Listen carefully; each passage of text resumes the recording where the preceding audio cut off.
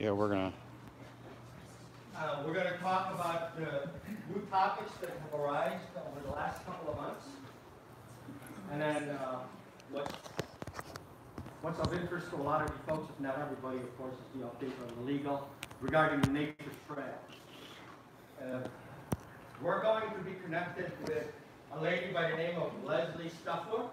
She's the president of the company that we had decided to hire as our new management company going in 2019. She's going to be joining us. And she had every intent to join us in person today. Unfortunately, she had hand surgery last Tuesday, and it didn't go as well as they were expecting. But she's going to join us via conference call, and hopefully she can be heard good enough on the audio. Is this on already, Brian? You want to go ahead and call Leslie?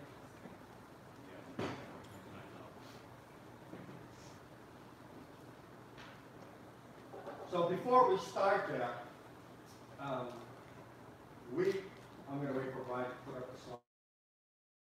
We've actually gone through a selection process of 4 different companies. And in the last meeting, we mentioned that we would make an effort to solicit and hear the people's desires and requests as far as what the new management should be. We actually collected probably over 25 responses from people when we tried to solicit what should we be looking for a new management company, and we took those to heart. And then we went through an interview process where we interviewed each company in addition to our individual conversations that we had with them. We went through a process where we interviewed them for 2 hours, where they can present what their capabilities are. And in that process, we decided to go with community management.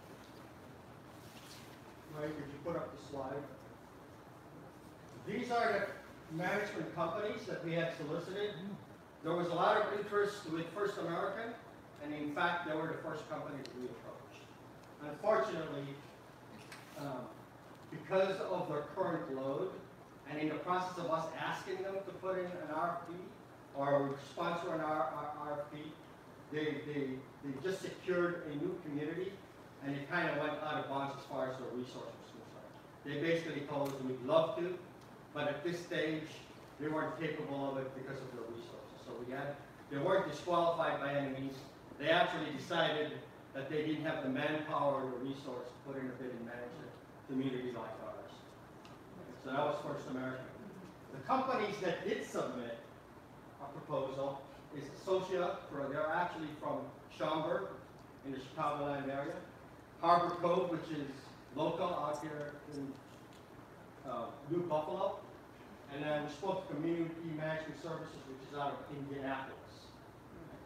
There's a lot of reasons that we chose community management. We're going to start off with a presentation.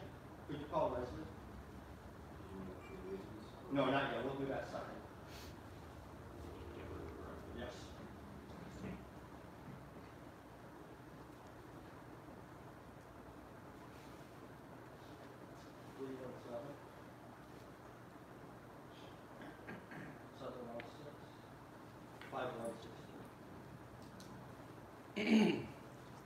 What we're going to do is we're going to let you guys see a slide presentation of the benefits and the capabilities, and Leslie's the one that's going to speak to us. And then after that, we're going to put up a slide that shows why we decided to hire them in direct conjunction with the feedback that we had received from the developers. So let's wait for Leslie to get on. Leslie? Oh, hold on a second. So I think while we're waiting, one of the things that we created a list of 19 questions from the feedback that we got from homeowners, and those are the questions that we used to interview each of them.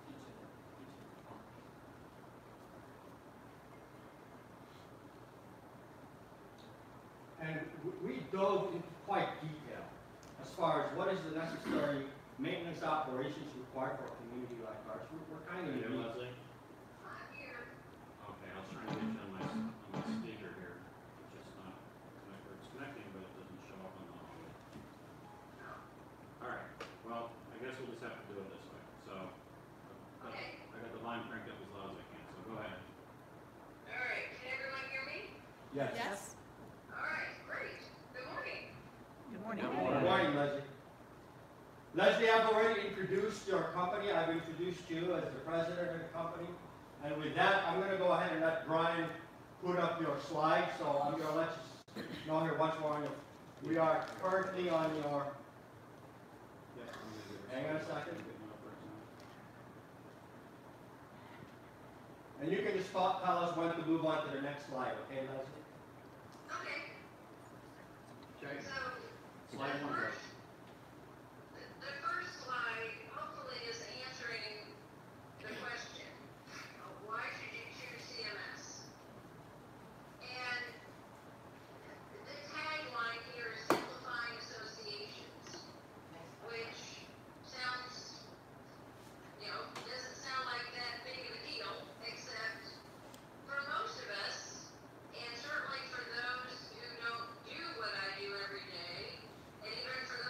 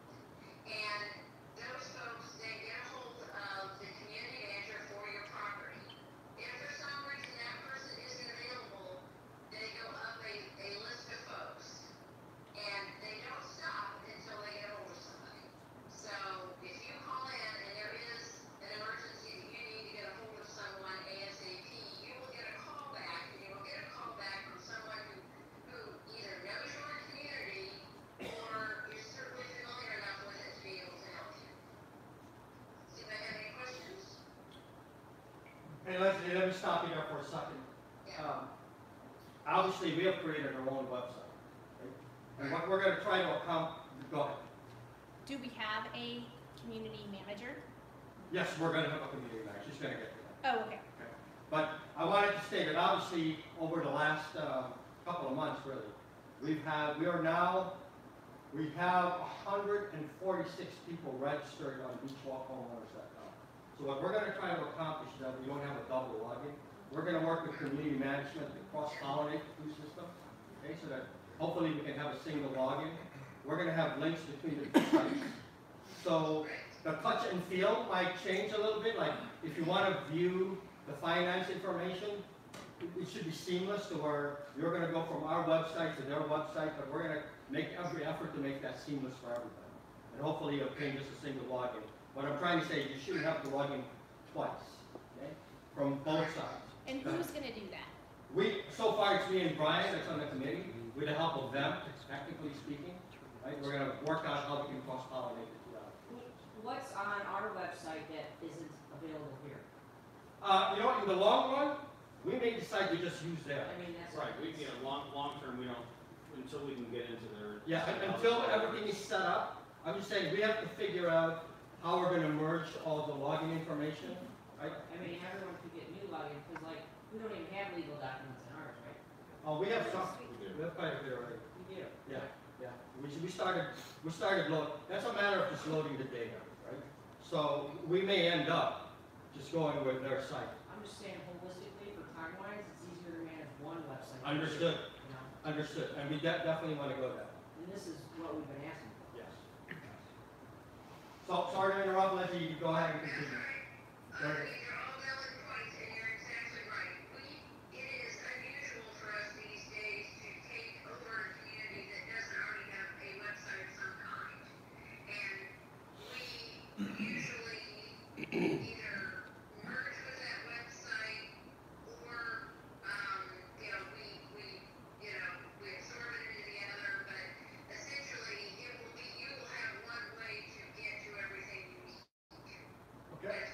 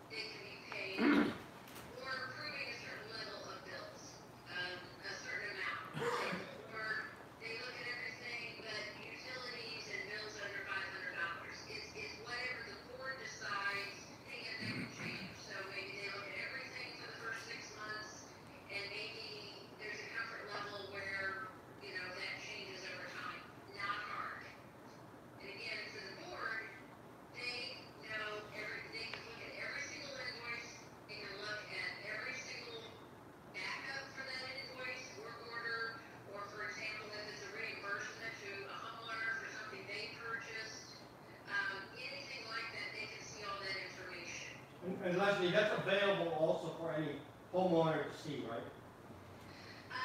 The invoices are not typically. Okay. They are part of the monthly report, and certainly either you or us, if someone wants to see, any homeowner can look at.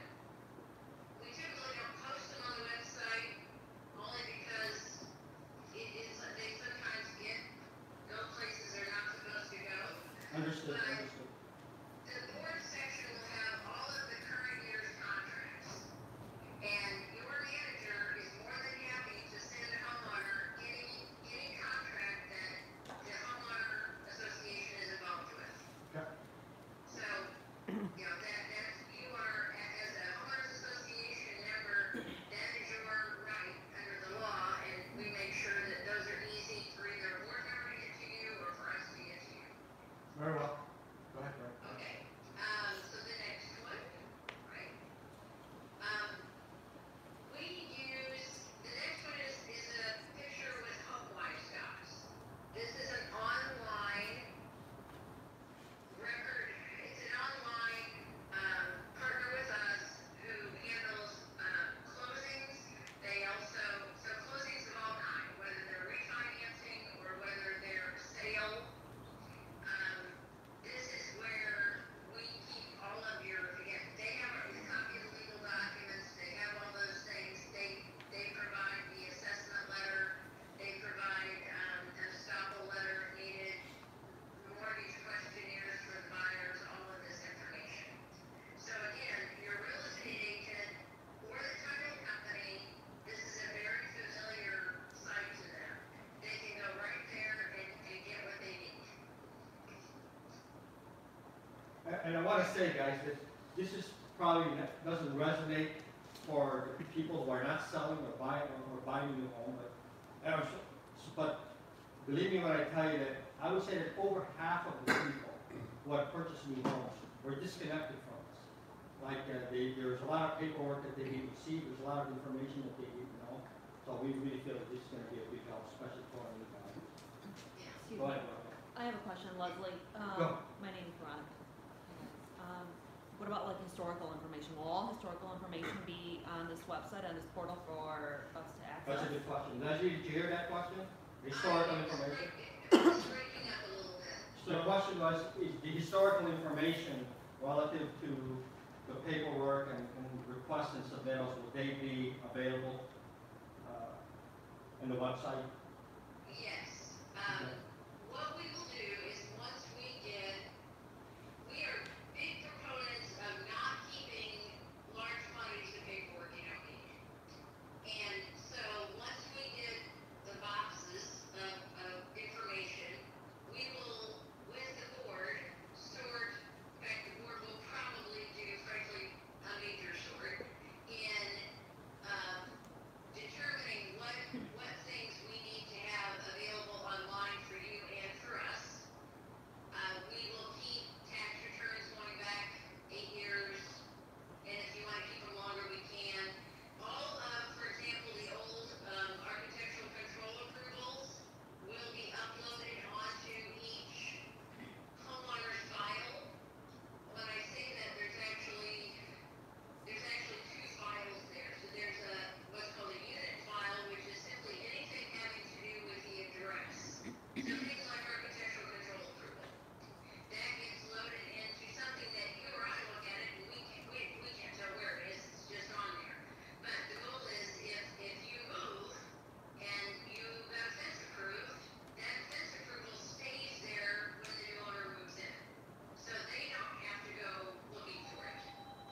And this is, in contrast, guys, today, everything is just handled via paperwork. Pieces of paper in a box. In fact, one of our biggest challenges we're going to face here during our transition is how we're going to load and transmit somehow the boxes of information that we received back when the developer was still in place, and the last 2 years or 3 years that we've been with RC. So you have to be patient with us in converting all that information. But yes, so this is a gigantic benefit to us. Yeah, we actually took, again, when we uploaded our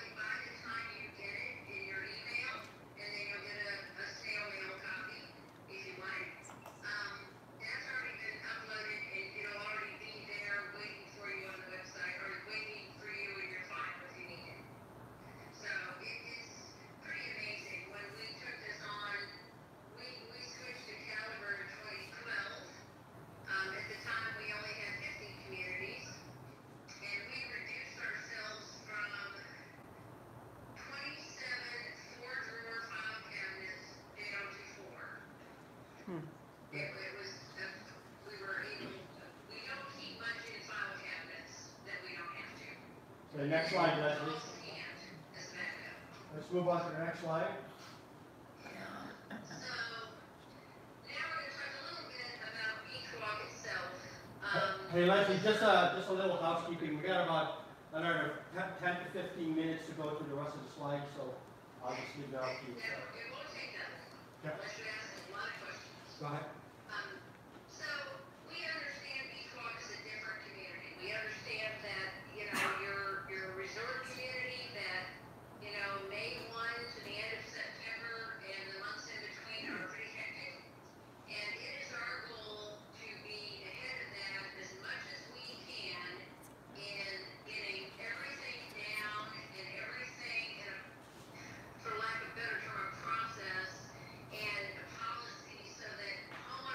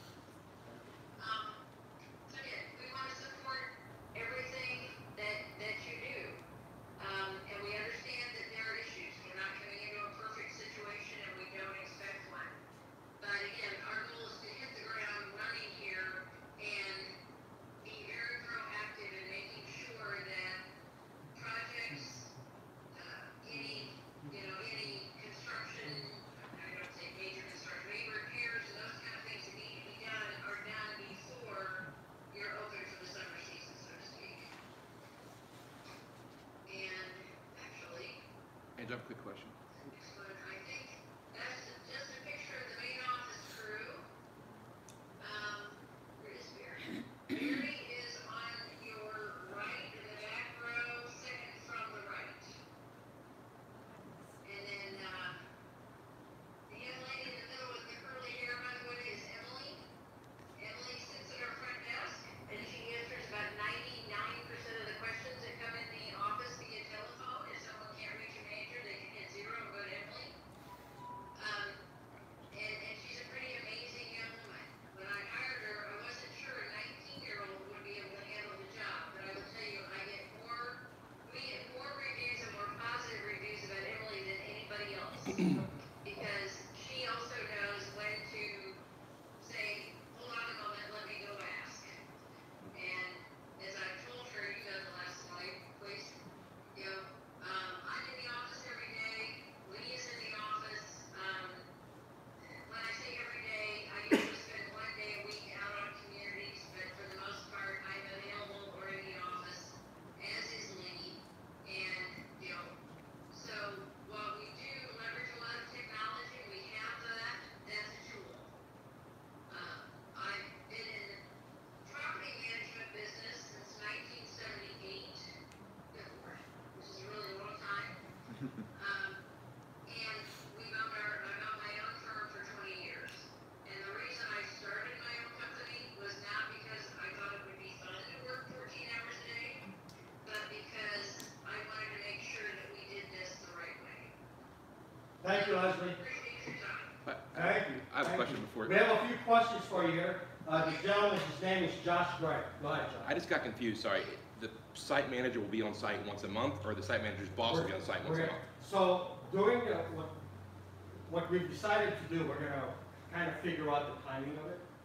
They were the only company that's willing to put an on-site manager in our site part-time. So during the heavier season, they're gonna be here hopefully every day, but they may not be here 8 hours a day. But they're gonna be here on-site doing the inspections, and they're willing to hire a resource for us that can manage it according to the specific needs that we have. So they're gonna be very flexible, and actually, they were the only one who was willing to apply the flexibility. The other companies wanted to have somebody here full-time, 12 months out of the year, 8 hours a day. That's the only way they can manage it. And they're being flexible with us. And will that schedule be posted so we can see when they're here? Yeah, sure. Yeah, Yes. they'll be posted, absolutely. Okay. Any other questions? Will they also manage our calendar as far as when our homeowner and board meetings will be held? Yes, yes. So that way we can. We're have gonna put up notice. a slide next of why we ultimately selected them. And, Who will be selecting those dates? I'm sorry? Who will be selecting those dates? And how Ultimately, will the they be- board will, right? And we're gonna publish it in advance, and if we need to make adjustments to those dates, we're going to. And in fact, we started talking about already, what are the dates that we wanna have our homeowner association meetings. We typically have them 4 times a year, right? And if we need to decrease it or increase it, we're gonna open that to the public's feedback. And will it be possible to have those posted like January 1st for the whole year? Yes, so that absolutely. That's everybody what we're can- gonna try to do. Okay, awesome. I think, We actually already have dates. we should have a date. We already have all of our 2019 dates, we're just making sure there's no conflicts with everyone and Okay. Any other questions directly to Leslie? Okay, so with that, Leslie, thank you very much. You're welcome to join us for the rest of the call, for the rest of the owner meeting. And I'm going to go ahead and put up a one-pager of why we ultimately decided to hire him.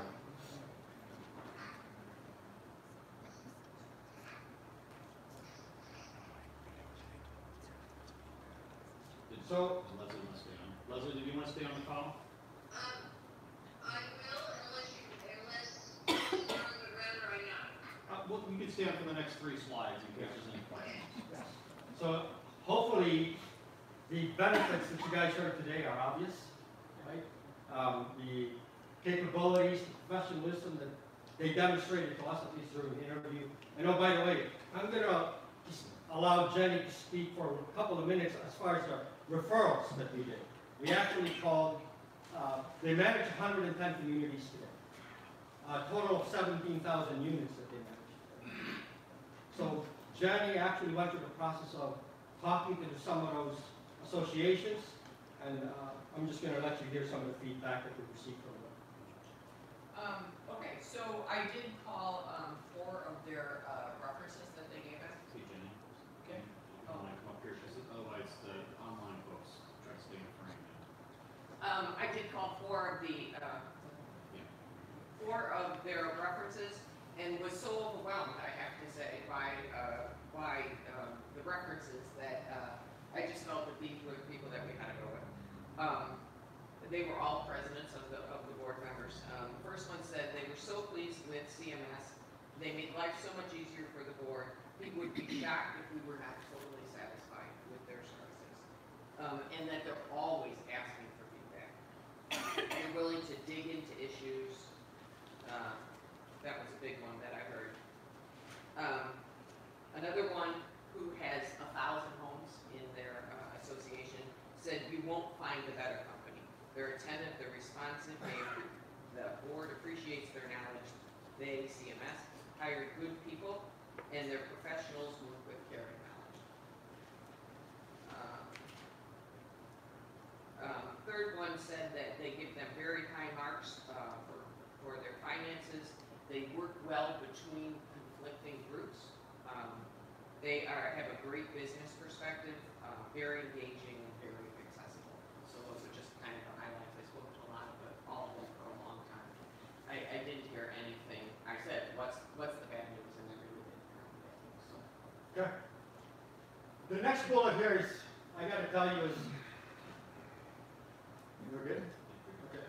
Is very near and dear to me, because I feel that there's been at least a lot of ignorance on my part, and I will admit to that as a single board. Okay. As far as understanding the laws that we need to abide by, we got a lot of comments from owners saying that we weren't really following the compliance relative to what should the board members be accountable for. A lot of you questioned why we weren't posting minutes. A lot of you questioned even how we ran the meetings. So I felt an incredible need of education to be compliant and to be educated. And we believe that with Leslie's expertise and CMS's expertise, they're going to insist that we correct the issues that we've had in the past. So hopefully this will ease a lot of the concerns and issues that a lot of the homeowners have expressed as far as the board now and moving forward have failed to do in the past. Because really, we haven't had this type of advice, we haven't had this type of guidance. When all is said and done, when we took over the developer, we were just concerned homeowners. And we did our best to make the right judgment calls. And I, for one, have to admit that I really didn't dive into what is the proper protocol, what is the proper rule sets that we need to follow. And I think Leslie's guidance and CMS's guidance, they're going to insist that we follow those protocols. So hopefully, moving forward, right, we will be able to comply with the proper feedback, with the proper transparency, with the proper accountability that you all deserve. I mentioned earlier already that they manage over 100, they manage about 110 communities with 17,000 units. That talks to their experience, right? They actually do more for other communities. They actually are in charge of doing home repairs for those communities. We don't have to deal with that. So I think they're going to do very well with managing our infrastructure and managing our amenities. I truly believe that they've expressed and demonstrated, at least based on some of the reviews that I've seen and some of the references that Jenny had done, that they're going to be proactive in this. They're not going to sit back and just wait for things to happen. I'll give you guys a case in point. We had a meeting, when exactly did we do the interviews? A couple of weeks ago? So we never asked them to do this, but before they met with us, Leslie had already contacted Michigan City, asking about our community, getting feedback from what does Michigan City think of our community. And she was able to provide that feedback for us. She had the insight and she had the foresight to be proactive with C. That's really never been demonstrated, and we love it. Yeah. So, I will also say that she came up from Indianapolis and spent over 3 hours just walking the property before we even gave the proposal. right. The benefit of the technology is quite obvious. I was telling my fellow board members, I was the first line of defense as far as getting complaints and issues.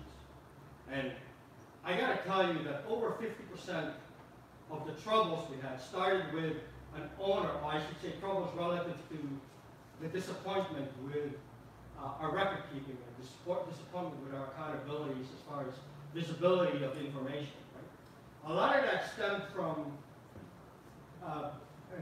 issues with billing, issues with our accounts.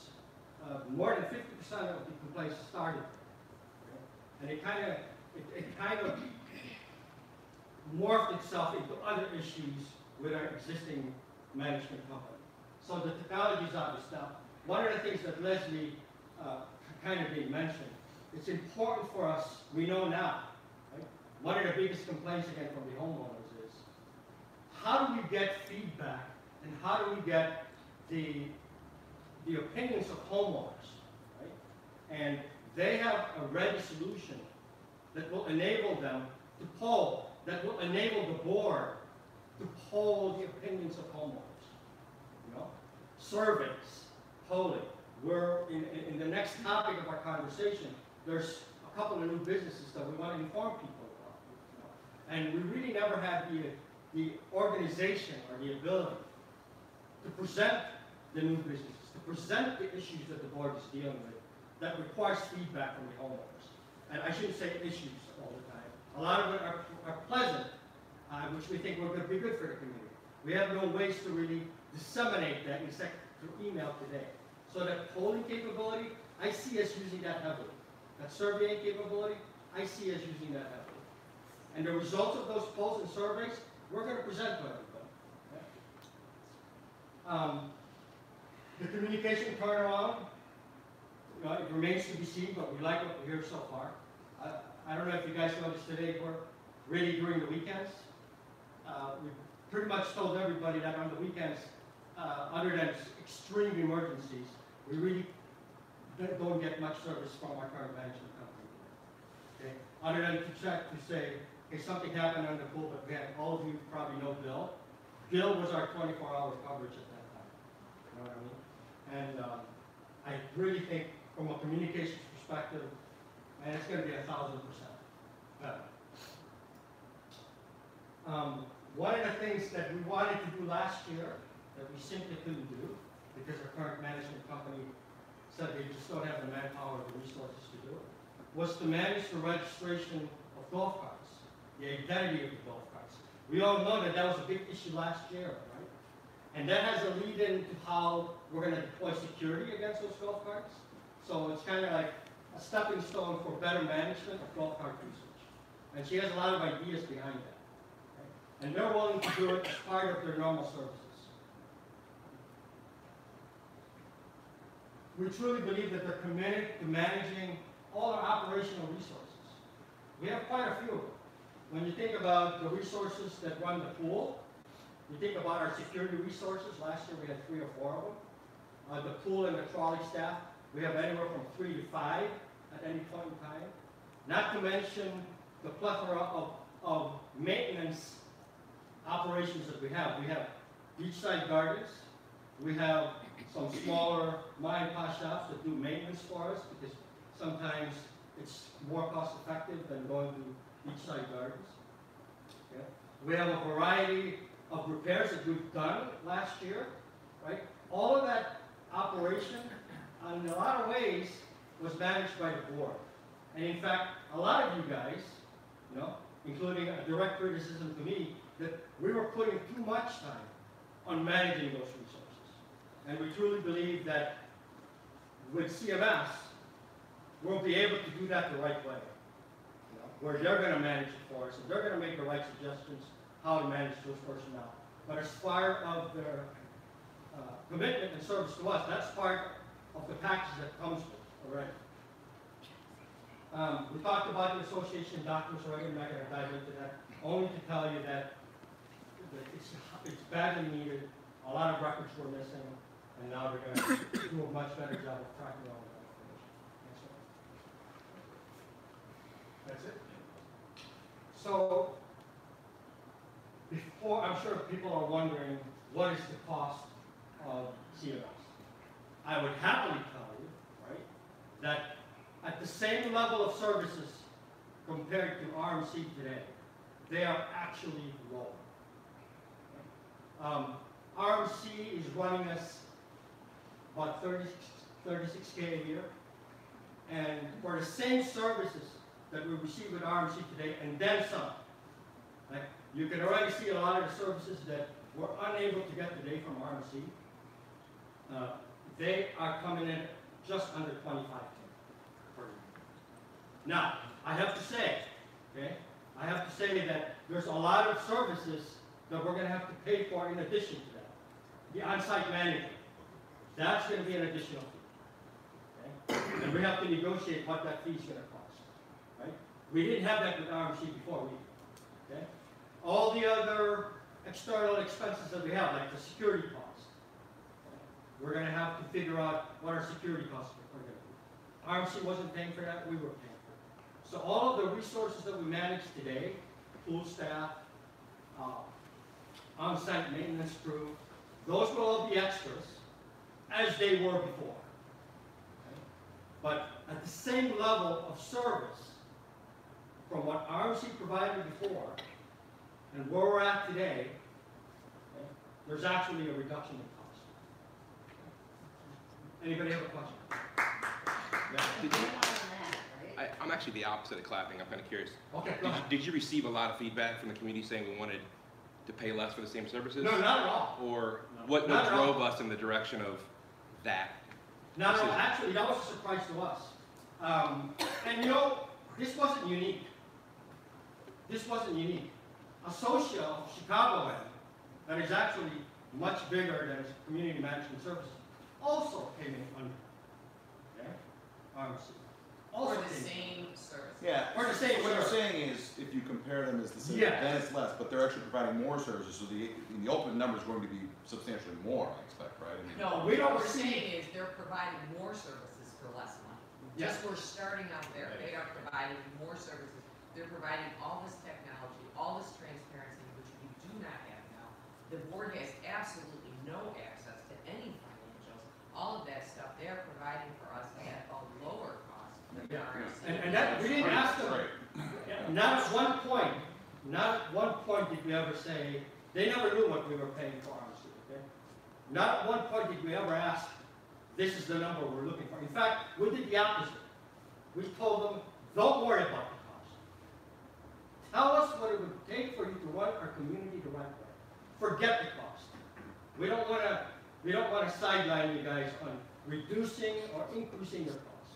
But do we have a feel for what that's actually going to cost? Yes, we do. Because you're saying that we still need to negotiate all these extra. Well, costs. Before we get towards it, Leslie's still on the phone, by the way. Yeah. Is there any questions we have? Oh, Leslie, if we have any questions for Leslie, we're going to go ahead and cover it. How many years is this? Is this a yearly contract? Yeah, so yearly contract.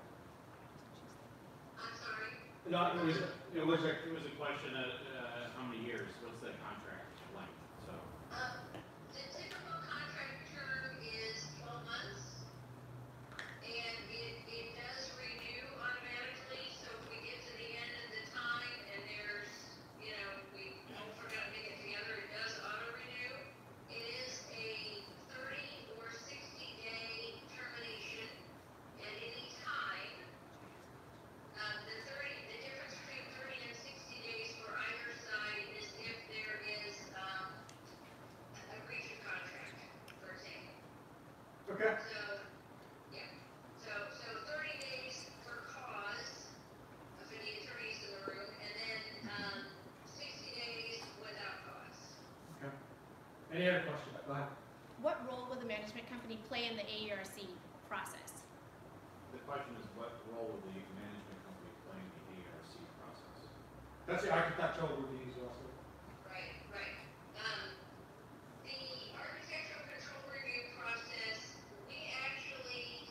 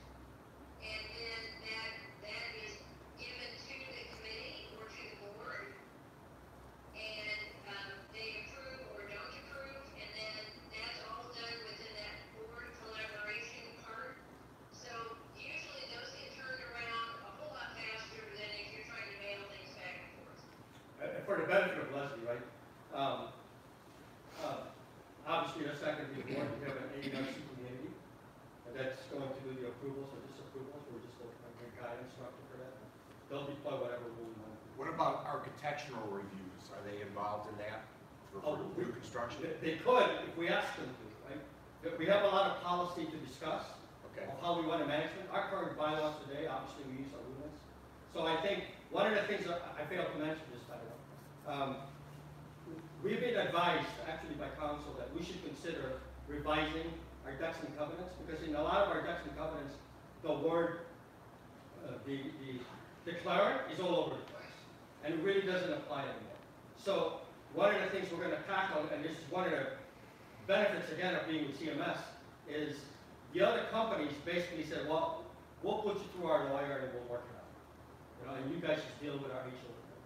Whereas CMS is willing to say, hey, we'll help you guys do the initial draft, because they've done it so many times before. And then we could engage with council to make it happen. But obviously, we have a lot of changes, I think, that rightfully so we need to make. And they'll be part of those changes as far as advice and things like that.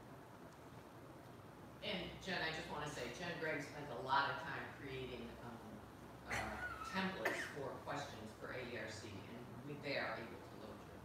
Yeah, they're willing to use and utilize whatever documents and protocols that we have today. They're very flexible. Now, the question is, does it make sense to still use the protocols that we have today? And that's what we're going to be discussing moving forward. I think it makes sense, you know what I mean? But we'll see how it goes once we start evaluating those pieces. And how will we evaluate what we're going to do going forward? That's a work in progress.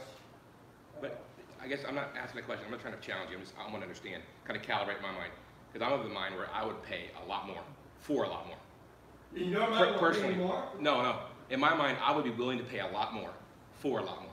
Okay. But I want to, but I might be like one of 4 people in the community. I'm trying to understand from Beachwalk, you obviously have an idea that saving money is important.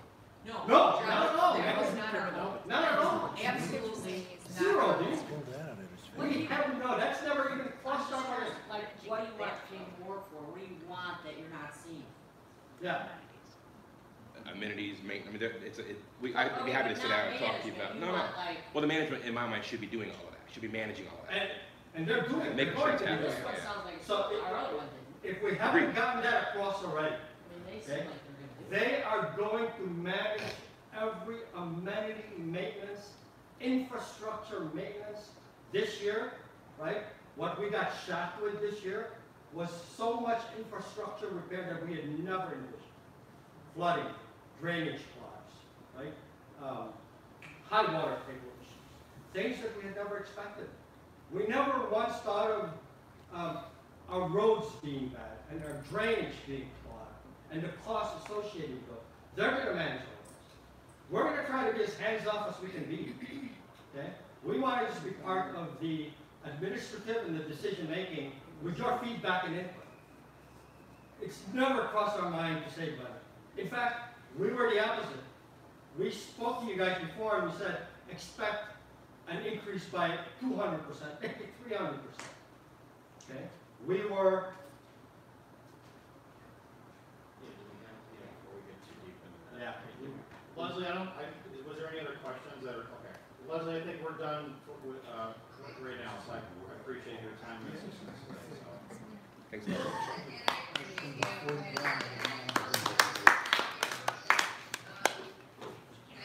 don't know if Angel shared with you, I was hoping to speak to a whole person, but, I had hand surgery and my doctor said, certain expletives yesterday when I mentioned I'm planning to drive to Michigan City today. So, That's all right, Leslie. Thank you.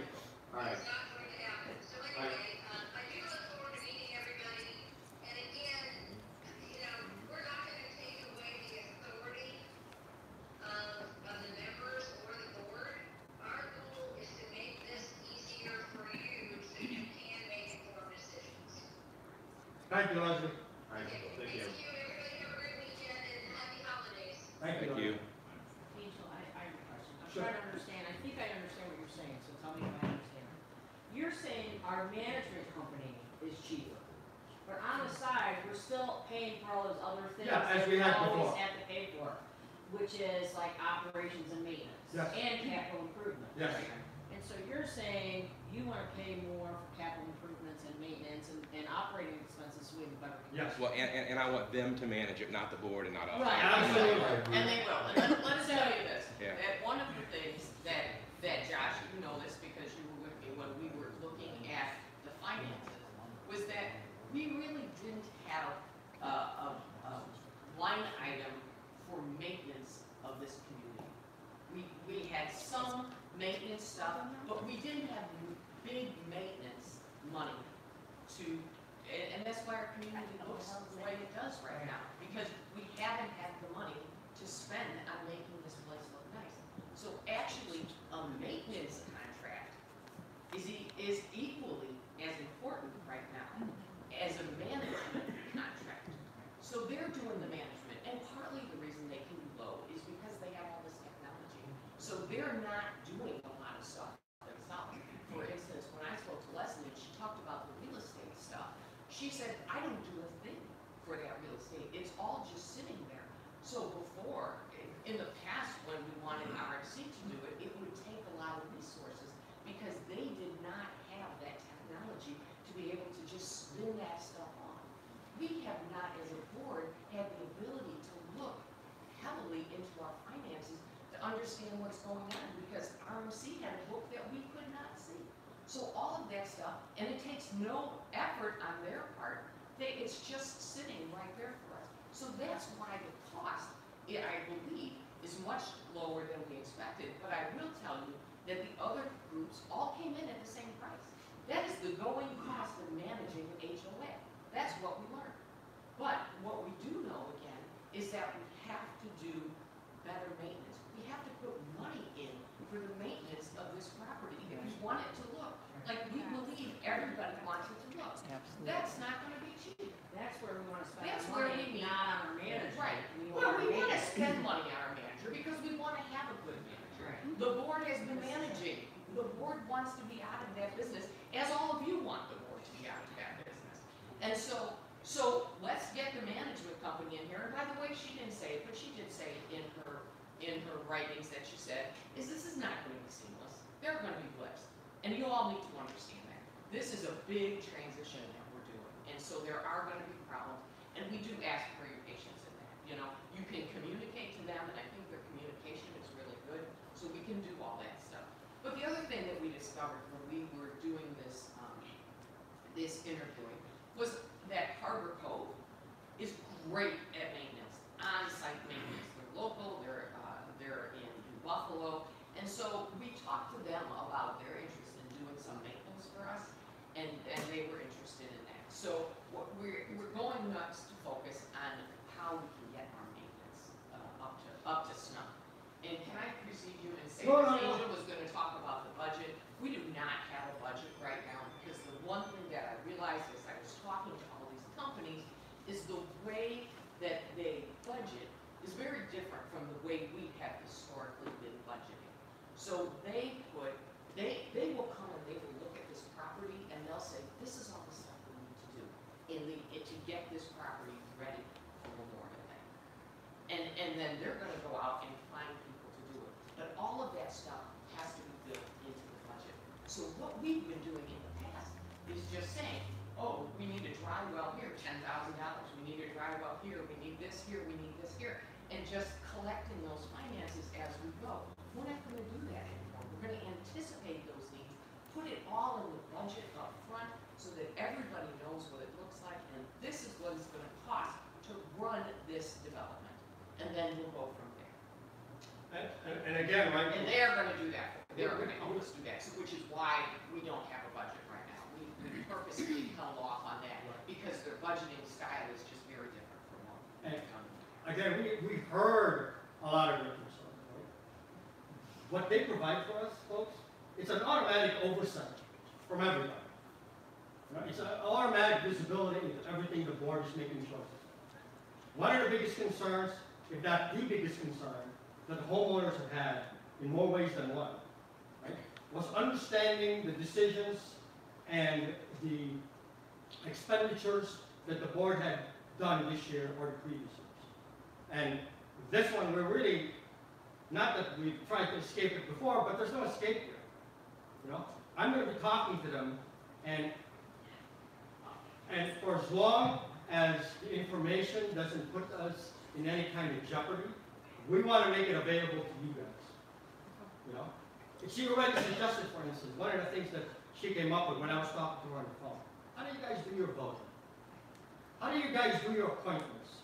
How do you guys document all of these things? And sadly, I have to tell them we have our board meetings, and we have minutes for the board, and today we haven't been distributing those minutes. And she immediately just said, well, Jesus, you're not compliant, right? And I had to tell her we acknowledge that. We acknowledge that the board hasn't done a good job of that. I think these guys will make sure that we do all those things correctly. She already made suggestions that perhaps what you guys should do is any item that requires voting and absolute decision-making, you know, that we schedule those. And say, once a month, we're going to have a meeting where people can attend, because in that meeting, you're going to be making appointments, you're going to be making decisions that's going to be impacting the homeowners, and that will cause some level of expenditure. Again, I hear these things from her, and it was obvious that not only will she assist with the community, but she's going to assist us and educate the board now and moving forward of the right things to do. Yes, sir.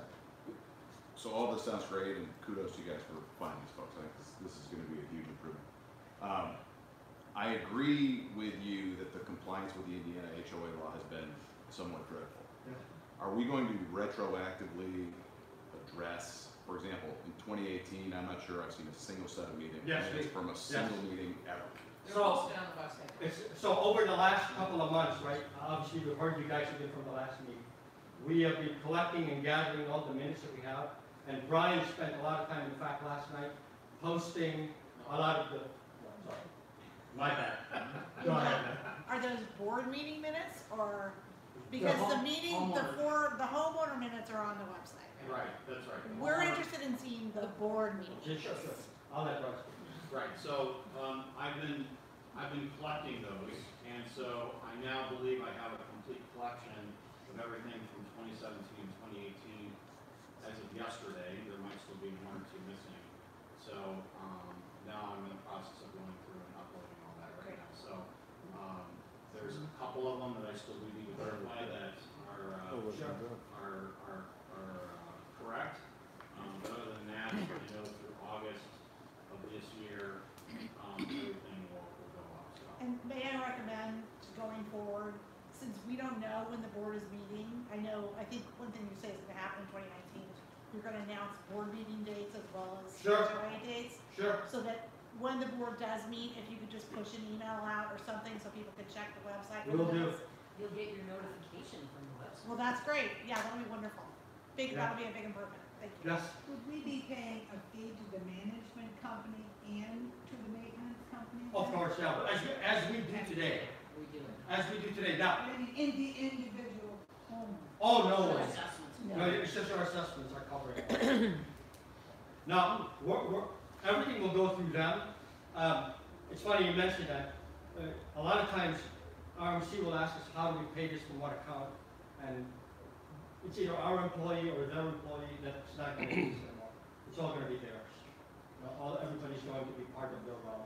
We're going to eliminate the notion of, like Bill, believe it or not, is getting paid directly out of our accounts.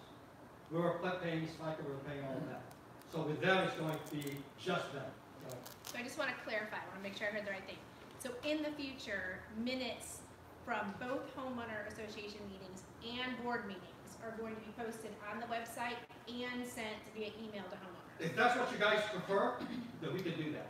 If you guys prefer that we both post it and email it out, I'd rather not do that because I think that's redundant. You won't do it, right? The You management won't, will do it. they'll do it. Yeah, I'm just saying, even for them, right? Even for them, it's redundant.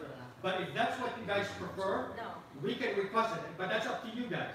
no. You know, we can cover that on implementation. I'm fine with visiting a website. Wouldn't you just get a notification that says There would minutes be are posted, notification go to when you the something website gets and check posted. the minutes? That's what they prefer to do. That'd be They great. prefer that we send out a notification that the minutes have gone out, and then you guys can go. At the very least, we can ask them to do is provide a link, a URL that goes directly to that site. Perfect. I think that's the right Yeah. solution. There you go. Okay. You know, the one thing I think that you ought to realize, is that they're going to be looking at our property, and they're gonna be looking for violations, or if people need fences, if people need to paint. You all ought to realize that. So if your house needs work, So they're gonna be you huge probably ones should here. just schedule that work now, because what they will be doing is sending out violation notices if that stuff isn't done. And so, so you just, you know, I can already hear some people being upset because, you So know, it would things be, that have been let go in the past will no longer be. so it would be a really good idea then, Jenny, to send out however you want to notify homeowners that it's going to be happening, along with a copy of the rules and regulations, the deeds and covenants, because there are a lot of homeowners that aren't aware that they even exist. Well, they So- can, they'll be posted on here, right? Well, again, just dealing with it, they wouldn't know to go look there. So, Yeah, we'll probably send a link. The deeds and covenants are like 90 pages, so we're not gonna 90 send those out yet. 90. It's a But- link. So we're not gonna send those out. We have a link. well, no, so if you send them the link, they can then go to their Right, neighborhood and look right. to see, if they don't have the information, they're not gonna know what to do. Right. You know what I mean, in Yeah. order to get in Yeah. compliance. No, You might get a violation. when you- Believe They me, wouldn't even know. that's the first thing they asked us, right? Is what are your details? What is Beachwalk all about? What are your rules and regulations? She was the first one to catch, why do you guys have a mention of all the declarants in your covenants? You guys haven't had a declarant in 3 years. Why haven't you guys made an effort to revise this? She said that within like 30 minutes of our conversation, right? So this group, they're gonna be looking for things, okay? Because one of the things she told me is, we have to make sure we're accountable. They're accountable, and part of it is making sure we're accountable, okay? That the board is accountable. Go ahead, Tom. One thing we encountered with the AARC regarding the deeds and covenants and the AARC rules and regulations, we would ask the current management company to send everybody an electronic copy of those. And the response would be, those were, the homeowner received those at the time of closing. Well, it became obvious to it and apparent That to wasn't us happening. as That was things not went happening. on. That never happened. Yeah, no, that's clear, guys. Like I said, one of the best benefits that we're getting out of them, right? We didn't even have to ask them about it. We never even introduced that issue. She knew it. She came up to us and said, I'm gonna guess that you guys don't do this very well. And in fact, we thought, no, we do it quite cool. I have a question, so just thinking masses, you know, they do 17,000 or 110 communities. So think about how you spread your resources, you develop a system, now you apply it to 110 communities. Like, now we go back to RMC, how many did they manage? No, I never asked her. You know what I mean? And so like, when you have developed this asset and you can distribute it and use it in 110 places, you're getting a lot of bang for your buck. It's like mass producing things. And if you're RMC and you're only managing 10 communities and everyone's touching their hands and everything, they don't have the infrastructure, then it's not as effective. And my other question is just, I feel like since we took over after bankruptcy, this, I guess this is a statement, I feel like the board has been the management company because our management company has really just collected my money. You know, your yearly assessments, that's really all the benefit I got from them, from my perspective. And I feel like you guys, the board, whoever has been on the board in that time period, you've been the management company. And I think that's why it's been so hard to see progress in maintenance and things like that. I mean, how much time do you have to dedicate your lives to maintaining Beachwalk? I've been averaging about 30 to 40 hours a week. This place should take that off of you. Yeah. They manage it, you don't anymore. Guys, we have other stuff to discuss, so if you don't mind, we'll spend 5 more minutes. One more question. Sure. Will the new management company be online with you when you're having your board meetings? They agreed to, They agreed oh, to. you mean online, oh, you mean for the. We mean, would they attend our Yes. board meetings? You know, we haven't requested that, but I see no reason why they couldn't. They're In gonna the be able to, contract, they're To gonna, attend the homeowner meeting. they'll attend all the homeowner meetings. No, I'm talking They about will the board attend all meetings. meetings. Obviously, you've not acted according to Yes, whatever yes, you yes. should have been. I think one of the people from the new management company should be at your individual board meetings so that they can say, well, you can't do that. Right. Understood. That's a great suggestion. So, and let me make a comment. Part of the reason, the board meets, because they've been acting as the management company, we meet a ton. Once the board is no longer acting like a management company, then if we want to meet once a month, then that's great. Then that's all we have to meet. I mean, it's very unproductive for the board as it is now to sort of separate out what they should be doing from a board perspective versus what they're doing from a management perspective. So the board may meet, and it's all, it's phone calls 20 times in a month, but most of that is management. It's not board stuff. And so I just do want to make that clear that a lot of the stuff that's being handled in these meetings where the board is meeting is largely management. And it sounds like if they're a part of that process in your board meetings moving forward, they'll be able to help you with what you guys should be doing as opposed to. I look forward. Right. So there's a and they'll be president, a doing vice that. president, a treasurer, a secretary, I mean, there should be Yes. roles, and Right. they'll help you. Yes. Right. So them being there, or at least, not maybe physically, but on the phone or a conference call or something, they can help you and guide you through that. Yeah. Thank you, It's Jackie. All the time you put it. Let's just say it will be a whole new day. Okay. We're gonna go into new topics. Guys, this is one of those things that you guys just have never been aware of. Since we took over the clubhouse, it's been a running bill for real estate taxes. Okay? And in fact, we got a shock this year when we got a bill for $56,000 for real estate taxes, back taxes, when we acquired it back in the bankruptcy. Mike Connor actually wiped the slate clean for us. It was almost a month and a half effort of meeting with LaPorte County, utilizing his own counsel to help us out. But basically, he was able to wipe it down to zero. And moving forward, we have an agreement with LaPorte County that the clubhouse is going to be tax free. So that's one of the things that we work on.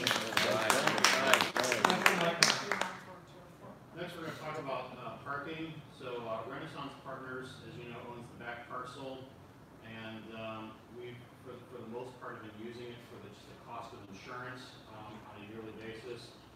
There's about 30 to 40 parking spots back there. If you remember from our last meeting, they provided us an opportunity. It's a 7-acre parcel in the back to purchase the land for $600K, and there's also potential for doing some development of lots and parking and amenities and things like that. But for this season, they've changed it a little bit, and they're suggesting that we basically rent the lot for $25,000, and we would continue to provide free parking, and then, or we could charge for parking, which has its own administrative and enforcement issues, and we'd have to figure that out. And then that $25,000 would go towards the purchase price of the land if we decide to do so in 2019. Otherwise, we would forfeit that money. Yes, that's right. So we've been letting the park's been free for 3-4 seasons, and we're paying our own insurance, and at this point we kind of want to move the ball forward. So we provided a plan where we thought a very easy way to structure it to charge for parking you could easily recoup. We thought $25,000. That was how we figured that. And we've not heard anything back from the board. We don't know what they're thinking about it, but we're happy to work back and forth to figure something out. But yeah, and then if there's a purchase of our land, the $25,000 is an offset, and away we go. So this is one of those things, right, where it's a benefit to us, but it comes at a cost. So now we're going to have the ability to poll the people and to survey the people's opinion, so that it's not a one-sided decision by the board to do it. Right. That's where CMS comes in and allows us to deploy, right, feedback from the homeowners. Yes, please. So how is this going to be resolved or? Well, we're not done. What? We're not done. I got 2 more slides here. So there is alternative. So if you remember last year, the school adjacent just off of Austin Road gave us permission to allow parking there for free, which has paid parking for 70 cars. And the access is through the end of Austin Road through through a fence.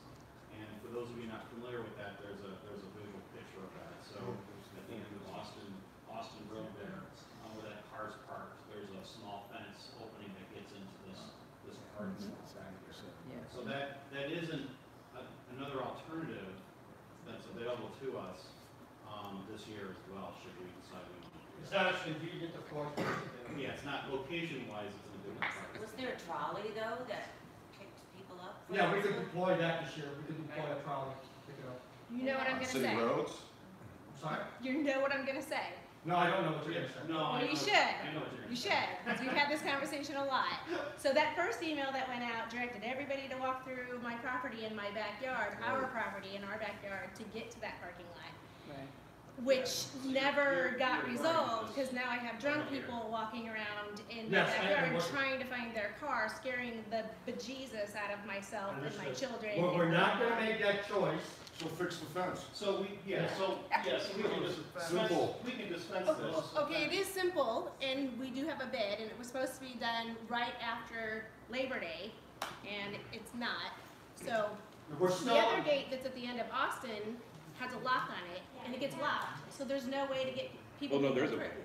Oh, yeah, unlock it. No, It's throw it backyard. Yeah, throw it backyard. It's padlocked for the winter time, we didn't want, because it's not being used, we actually had it padlocked, because we didn't want people transiting there. But then they come through my yard, and Yeah, that's that locked. lock needs to be taken off because we use it. I mean, people use it, people walk around all the time. And neighbors have asked me to walk through the back, they're like, are we not allowed to walk through Beachwalk with our dogs? Why Why don't don't we padlock this out? Why don't we consider widening that fence so your golf cart can go out to where you're parking and it's easy to move back and forth? Because Well, otherwise I- they drive over my hill. No, not by you. No, but that's what they're doing now. Oh, that's what they're doing Yeah. now. So, Yeah. John, You're on Austin Lane. we're going to take this choice into consideration, it's not just you, obviously. We're gonna have to, Is this gonna go? we're gonna have to vote? go talk to the Rashids, who are directly on that path. And we're still committed to doing what we said we were gonna do for you last year, right? We've actually voted already, the board has already voted to put up that fence. Okay. It's just that we got caught up in all the other issues. Actually, we didn't do any maintenance past Labor Day. We stopped really all the expenses other than the emergency ones. You know what I mean? We're still committed to doing it. So the reason that path evolved is because there used to be an opening in the fence at Austin Lane. And a long time ago, somebody decided to completely close, there was no gate at all, and they fenced over that opening. Okay. And I want to add one thing about our proposal, just because I don't think it's clear. So the proposal we have, and we laid it out in somewhat detail to the board, has the cost being passed on exclusively to renters. Okay, so if you don't rent your house and you don't care about the parking lot, it doesn't impact, right? So our plan is to pass this cost to renters, so it's not borne by homeowners. And we, obviously. That's a good point. I mean, and we laid it out in detail on how we thought that could easily be accomplished. It's kind of an important detail, I think, to share. I'm sorry? It's kind of an important detail, I think, to share as part of this Well, proposal. we kind of figured that out with assisting a lot of the details. I mean, we didn't want to present Adam's entire presentation, right? But certainly, we're gonna have a lot of opportunity to discuss that.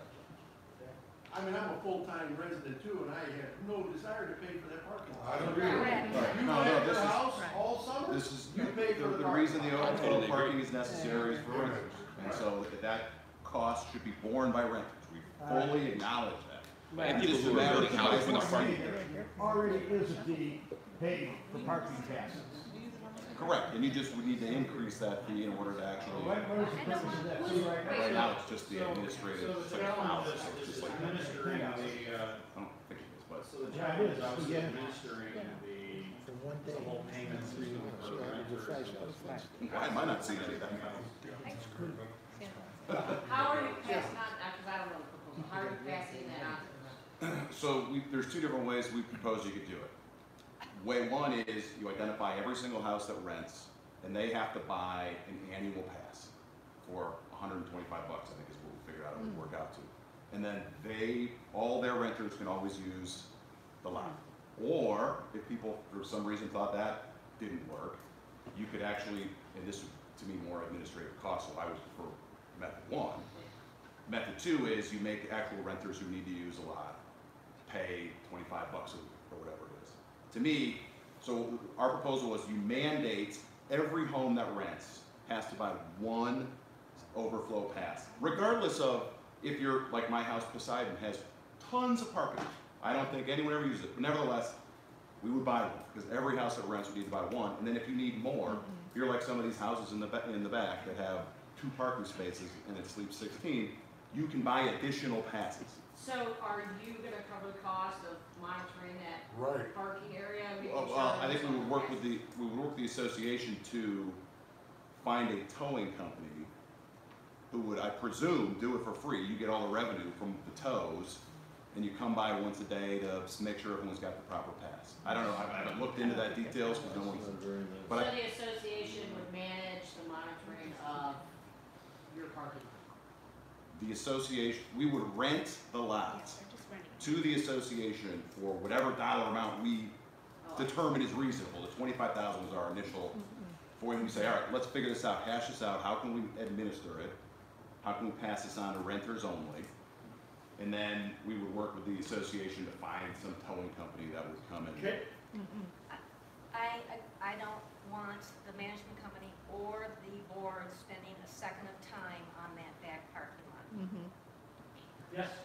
It's, I own Cherry Bomb, so I'm closest to that back parking lot. And we've been yes you are. And we've been talking about parking ever since I've been with Beachwalk, which is 14 years. And you're talking about the overflow, but if you don't fix the renters that park wherever they want, this week Beachwalk is empty. There's more people here than is in actual Beachwalk. Last night by next door to Linda, here comes that 8 cars. Okay, they take their 2 spots.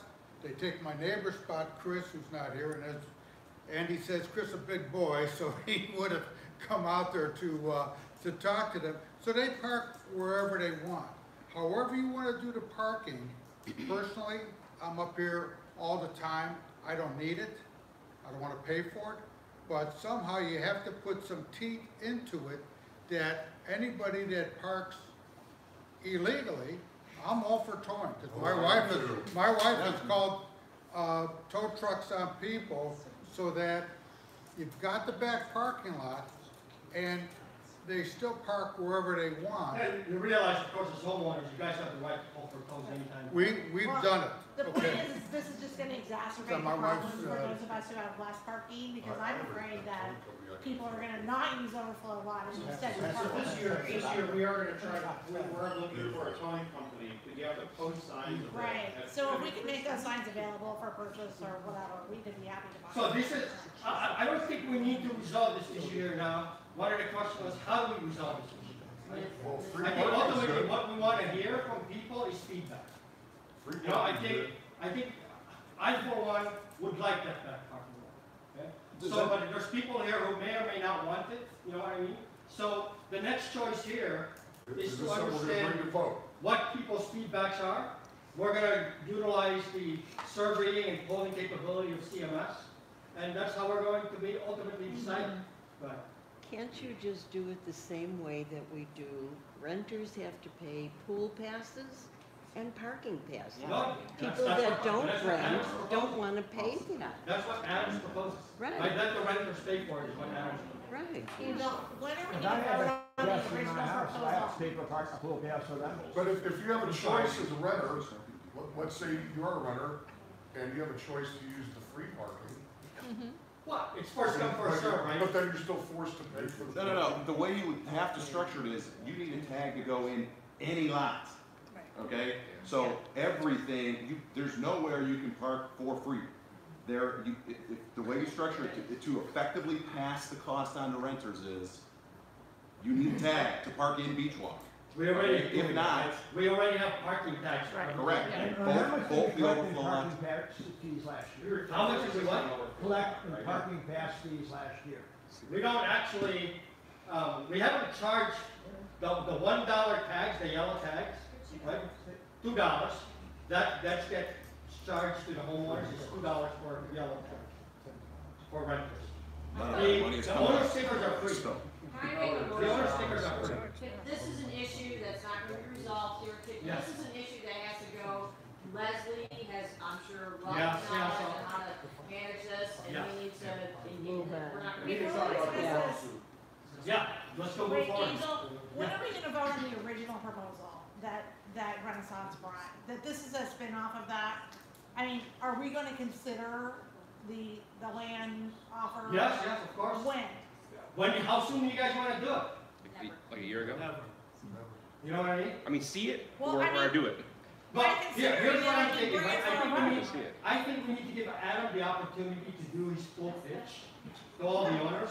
I think he deserves a meeting for all the homeowners, just that, so we can be fully informed, you know? So with your permission, I'm gonna set that up with Adam and with everybody in the room and then some to make that, because we can't do justice. That's fine. You know what I mean? Fair enough? Fair to you, Adam? No, that's right. And I'd like to meet with the finance committee in advance too, to figure out the ways, Sure. figure out ways to pay for it that don't actually make people come out of pocket. Well, let's go to the next topic. Yeah. So here's the other issue that we're gonna be dealing with. I don't think Mark Sipich is here yet, ever intention to attend. Mark Sipich is the new owner of the, what I'm gonna call the Blue House at the corner of Lake Shore. And he has also come up to us this year, and he wants to charge us for the use of that parking lot for the golf cart. And he wants $18,000 to use that golf cart. So, obviously, we're going to consult our council of whether or not we have rights to continue using that. Okay? But this is something we're gonna be dealing with. I don't wanna spend a lot of time on it, okay? We have a landscape easement on that property that's been documented and recorded. The BPOA does not have a landscape easement. A landscape easement just means there is a landscape easement that means you Right. can't do I anything. stand corrected. Yeah. There's a landscape easement. BPOA has no rights. Yeah. There's a landscape. Okay, so we're actually, obviously gonna be dealing with that and seeking counsel for that. Hopefully, it's not gonna take very long. It's either we're gonna have use of it or we're not gonna have use of it. And in which case, if we don't, we're gonna have to, one of the things we need to do this year is to figure out what are we gonna do, right? So this is one of the things that hopefully CMS can help us manage. There's not much you can do. Well, we can have last year what worked very well was our valet service. And we were actually, that, by the way, that didn't solve our problem for golf cart parking. They can only park at most, I'm gonna say 10 to 12 cars out there. Angel, And at one point in our valet, we had valet close to 30 golf carts in one day in our fast parking. who told you that worked really well? I'm curious. Huh? Who told you that it worked really well? I saw it. I was here. So your view is it worked Yeah, really well? my view was on the busy times, especially July 4th and Labor Day. Okay? Now, believe me, a lot of people weren't happy about that because we spent money for people who didn't have golf carts. Correct. Right? For people who didn't have golf carts, We're talking about the valet of trolleys. but the valet Well, that's and different. trolley, for that matter. Yeah. But, You know- but they're different. Understood. And the efficacy of both could be perceived as different. Yes, Yeah. correct. And you know, across from, Mr. Hart's office there, that open brick area, that's the BPOA's property, right? Part of it. Part of it. Yeah, and I know the other part is yours, Erica, right? So it's like half and half, right? Do you know Yeah, what? is that what they were doing, Do you know overflow? what part you? Yeah, we used that last year, but even that wasn't enough. And do you know how many can fit in there? I think Gordon estimated about 10 to 12 cars to fit in. And how many fit at the front? The front is about the same, about 10 to 12. If they stack it up like a train, they can fit 10 to 12. Because I'm just, maybe part of the thing is we have to go up to the lake shore, drop everybody off, and one guy drives their car back a tenth of a mile and parks. That's what we did all summer. All right, guys, we need to get to the We do. legal update. Yeah, we're fine. But I think more meetings means we don't have Just to a quick, cover so much in one day. Right. Well, and if they use this.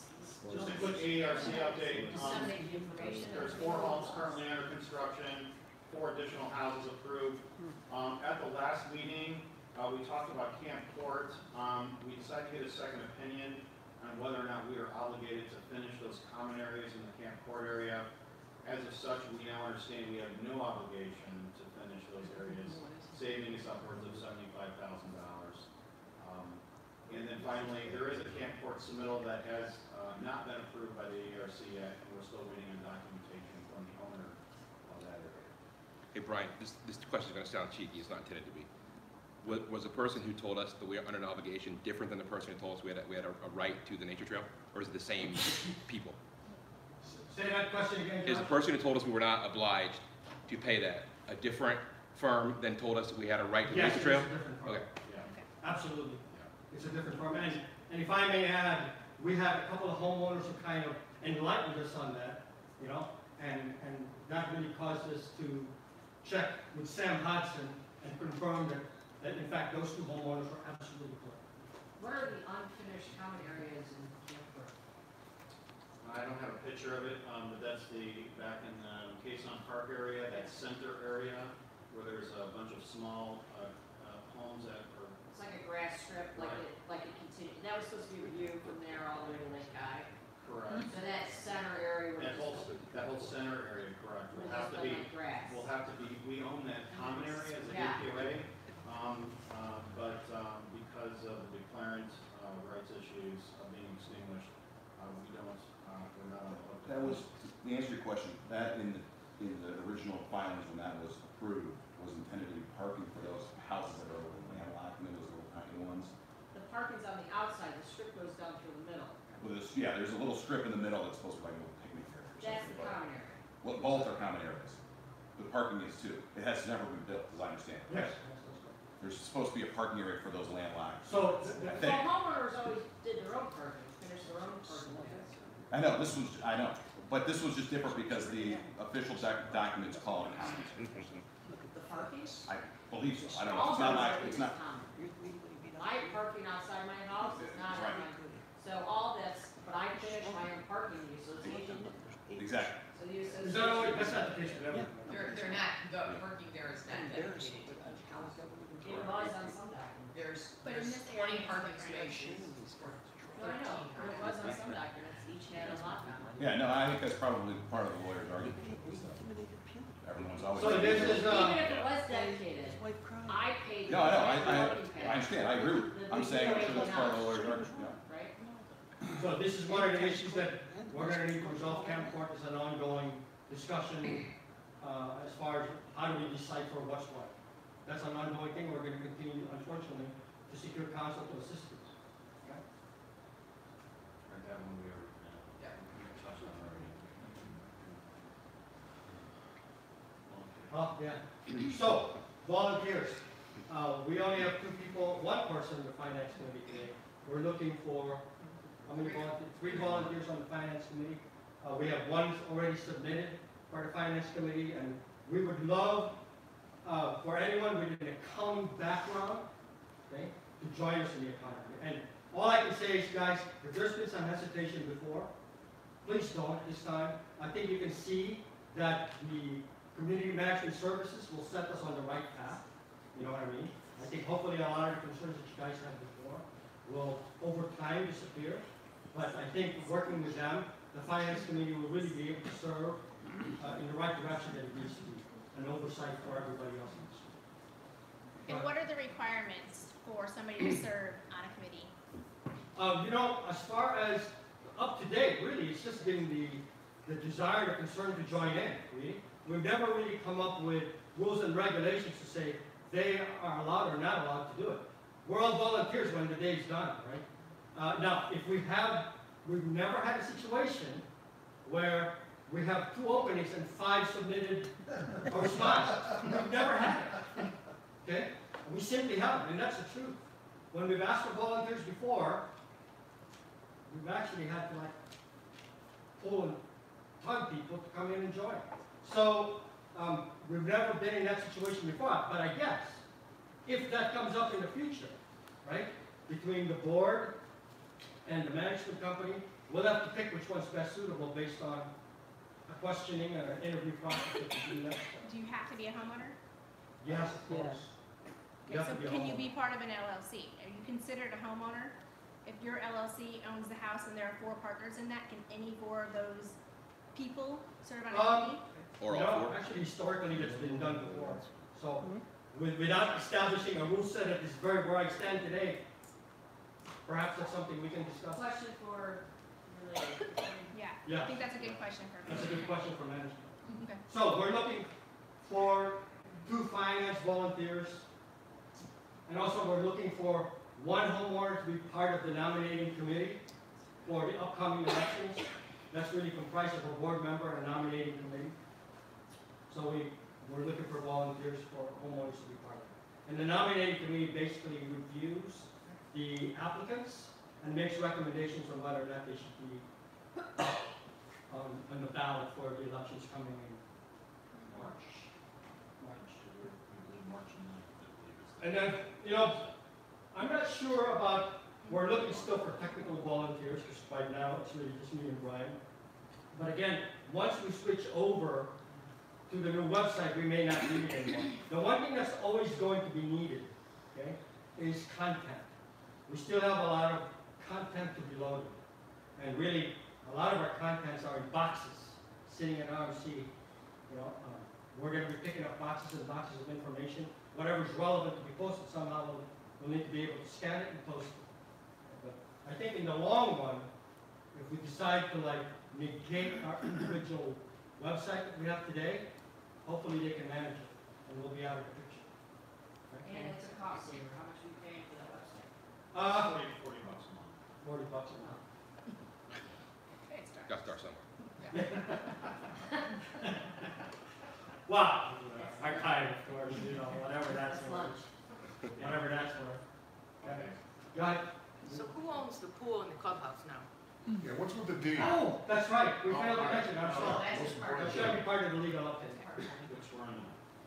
Resolved, yay. So guys, I know that obviously this is a very sensitive topic, and it's been a big learning experience for the entire board.